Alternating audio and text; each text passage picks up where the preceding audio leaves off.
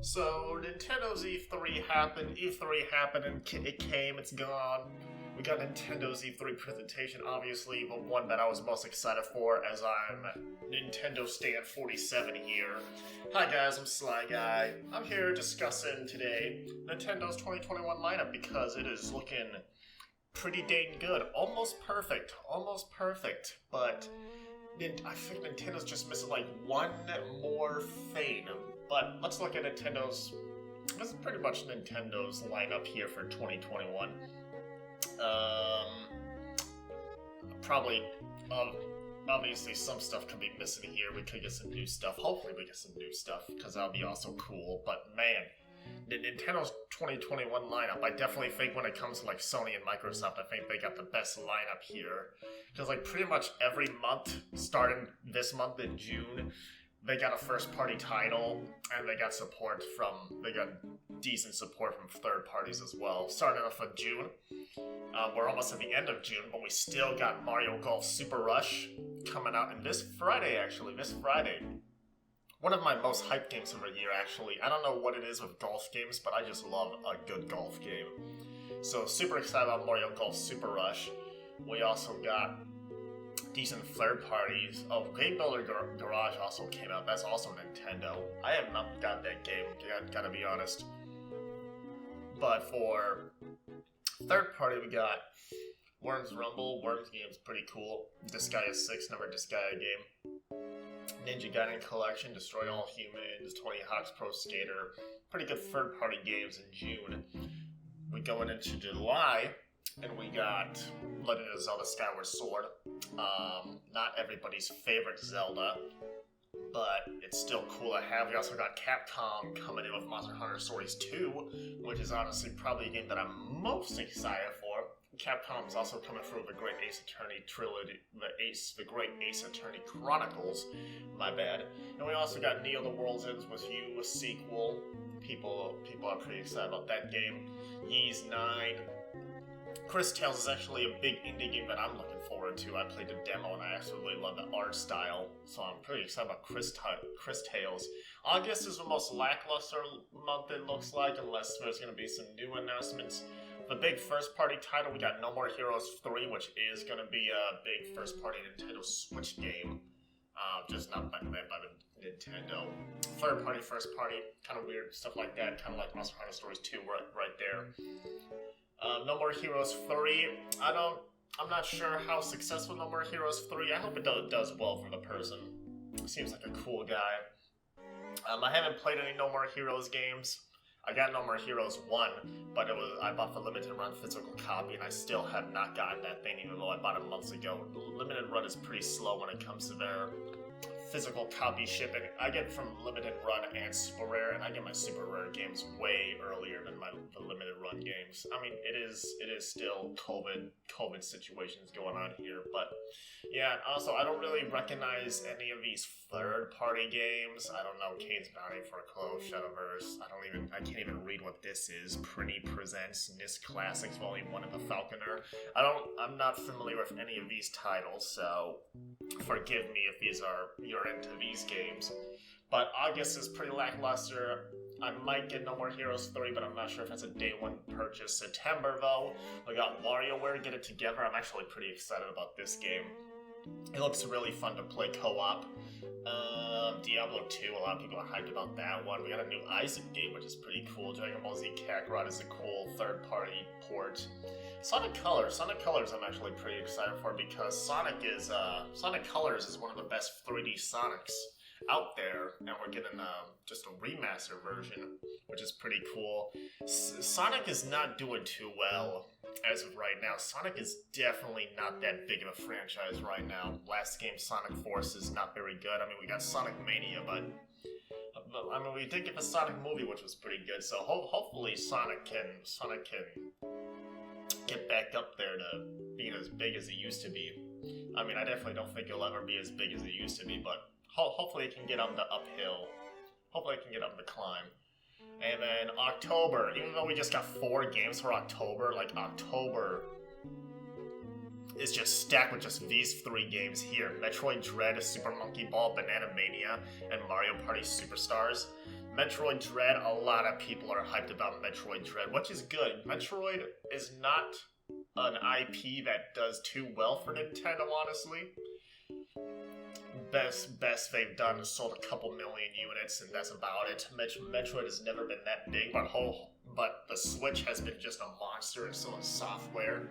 Everything that's been coming out on the Nintendo Switch has become like the best-selling game of their entire franchise, like Mario Party, Super Mario Party, a game that people aren't too fond of. And oh gosh, what did I do? Oop. Darn it, what did I do? Oop, my bad. Mario Party on the Switch. People say it's overall pretty lackluster, doesn't have a lot of content, but it's still the best-selling Mario Party ever, and it's not even a competition. The game has sold probably 15 million units right about now, which is ridiculous, and then we're getting another Mario Party. And this is just a Mario Party, just older boards, older minigames, but I think people are a lot more hyped about this one than the Mario Party we got currently.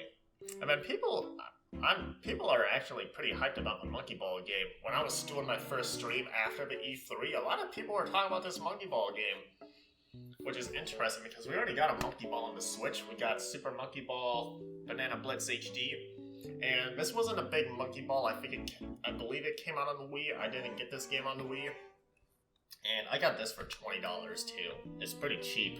It comes with Sonic Forces too, so it's pretty heckin' cheap. Sonic Forces is definitely not a good game either. Like I was talking about Sonic Forces earlier, actually. Yeah, it's not great.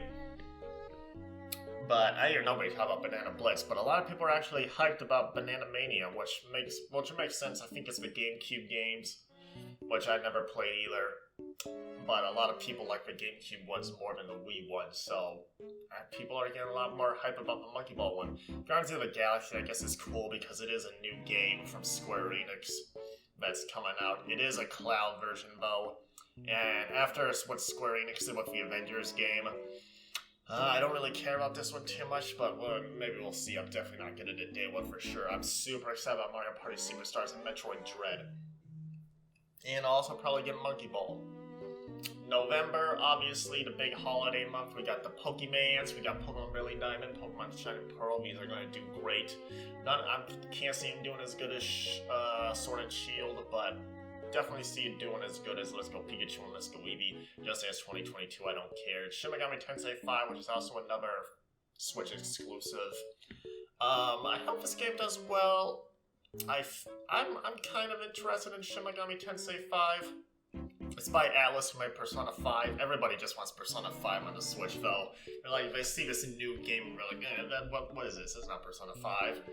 I mean, it is a new game, so I am excited for it. Hope it does well for Atlas. And then December, we got Advance Wars, which is actually Nintendo. When I saw this in the E3 the first time, I had no idea what this was. But this is actually a Nintendo IP from the Game Boy era, the Game Boy Advance era, I think. I'm assuming it's the Game Boy Advance because it is called Advance Wars. It makes sense Nintendo would do something like that. So this is actually Nintendo, which is pretty interesting. I saw hype on this online. I don't think anybody that watches my videos knows about Advance Wars, but you know what? That's cool.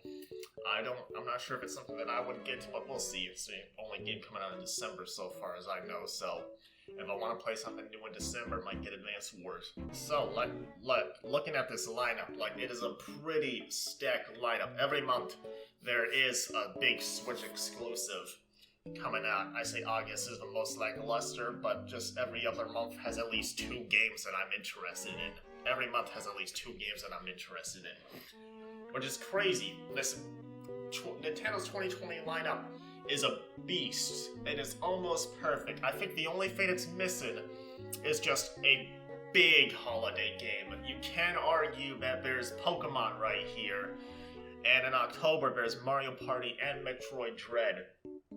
But Metroid Dread hasn't sold well in the past.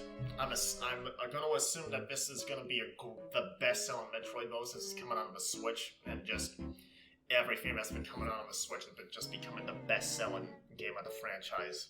That's just how successful the Switch is right now. But I don't know. I'm super excited about Metroid Dread. It looks very quality. It looks really good.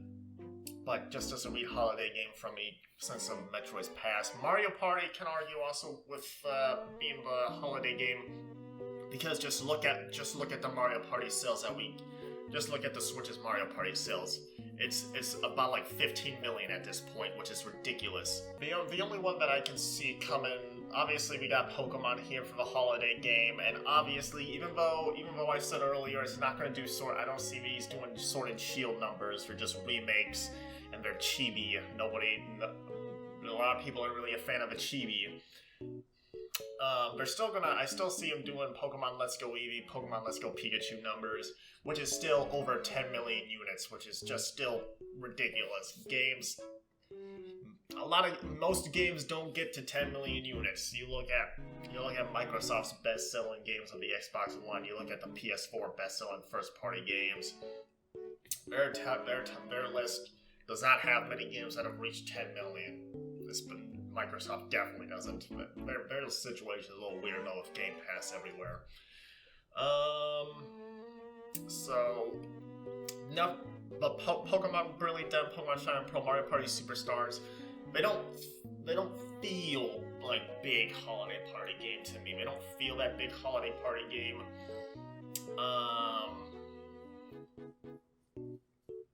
I guess the only thing that I can see happening is if we do get a big surprise from the Zelda 35th anniversary, because it is Zelda's 35th anniversary this year.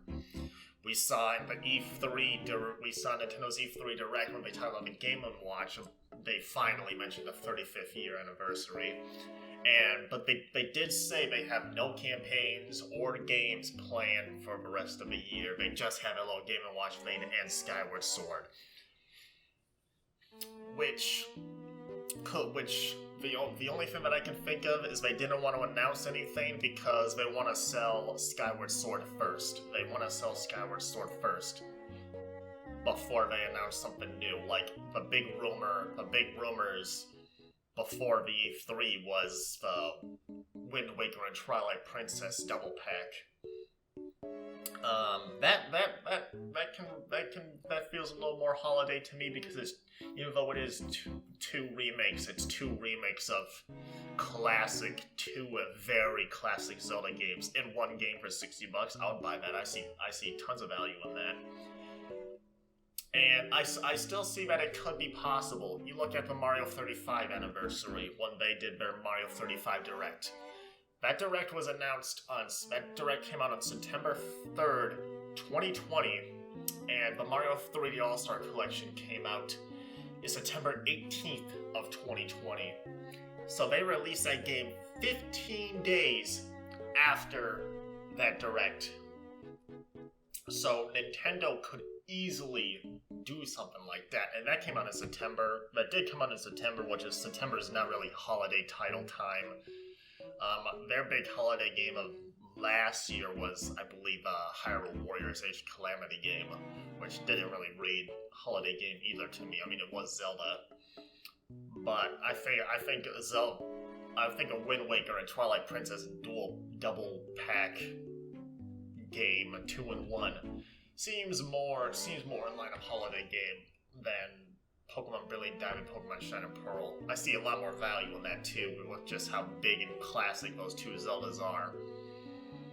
That's what I'm going to be hoping for. If we don't, I'm still satisfied of this. There was also rumors of a Kirby game and a Donkey Kong game that we didn't see any light of day, but I see those being like 2022 games now at this. I don't see why they would do that. And we pretty much got a Nintendo game every month, so their lineup is stacked. It's so close to being perfect. They're just like one big game short of being just absolutely amazing, but still, I'm looking forward to a lot of these games in the Switch for the rest of 2021. What games are you most excited for from Nintendo? What game are you most excited for in 2021 in general? It doesn't have to be a Nintendo game. Microsoft's E3 presentation was pretty good as well. But what do you guys think? What do you guys think of their holiday game? Do you think Pokemon Brilliant Diamond Shine Pearl is a good enough holiday game? Mario Party Superstars is a good enough holiday game? Let me know in the comments below what you guys think. Hit a like if you haven't. Hit that subscribe button if you're new. Supports the channel. And I'll see you in the next episode. I'm Sly Guy. This is Bye Bye.